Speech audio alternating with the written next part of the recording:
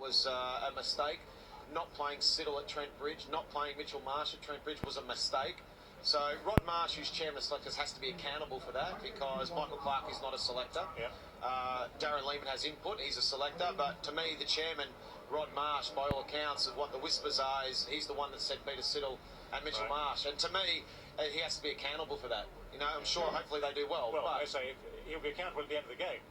He's got to be accountable for the selections. At the end of the day, for me, it's not about how they even go. Yeah. Because they should have been selected for the last Test match, not this Test match. It just... I'm taking a deep breath, David. Take a breath. Yes, Take a breath. I'm disappointed. Let's have some more thoughts on these selections and join Ian Ward and Nasser Hussain down at the card. Thanks, David. Just to back up what Shane was saying there, very passionate Shane Warne. This is not the possible starting 11 for Australia. This is the starting 11. So more changes, in, out, shake it all about. No consistency.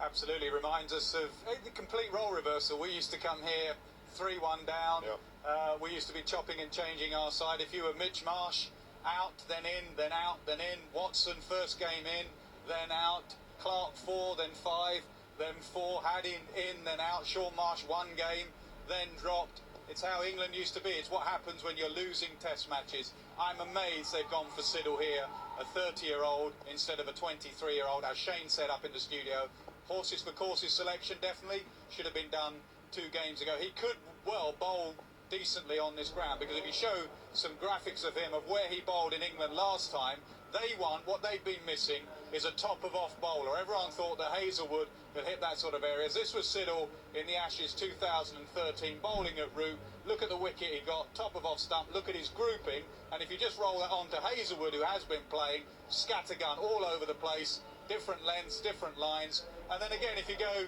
to Siddle bowling to Alistair Cook and see how controlled he is, how disciplined he is, top of off stump, that's where the wicket is of Cook.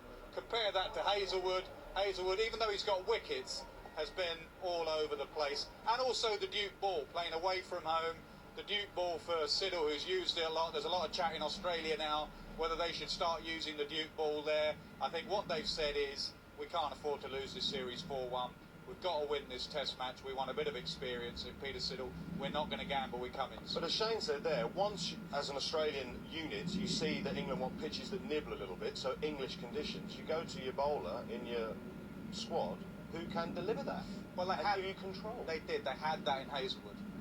You ask at the beginning, when Ricky was here, you ask him, who is your bowler who bowl well in these conditions? Hazelwood will do that. But he hasn't quite been at his best. They've now changed for Siddle.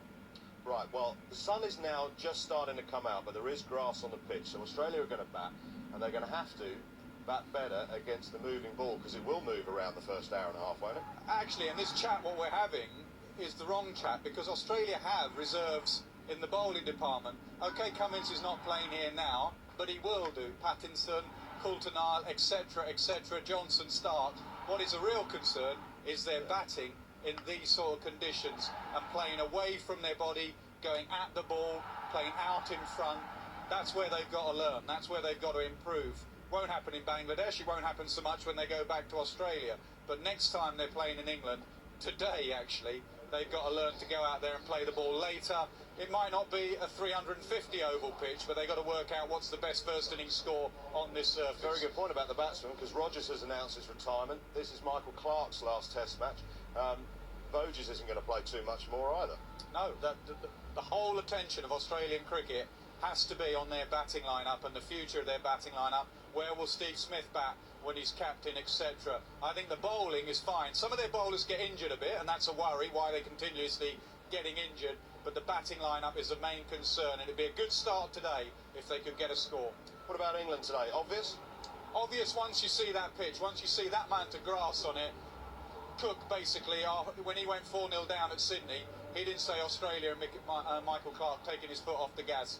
He saw a side coming at him and drubbing him in the ground 5-0, and he wants to do exactly the same to Australia. He doesn't want any kind of let up. They could have brought in Rashid, because by all reports I think Moeen Ali might move up to open in Dubai, Abu Dhabi for the Pakistan series, and Rashid will come in and bowl at, and bat at number 8 and bowl his leg spin.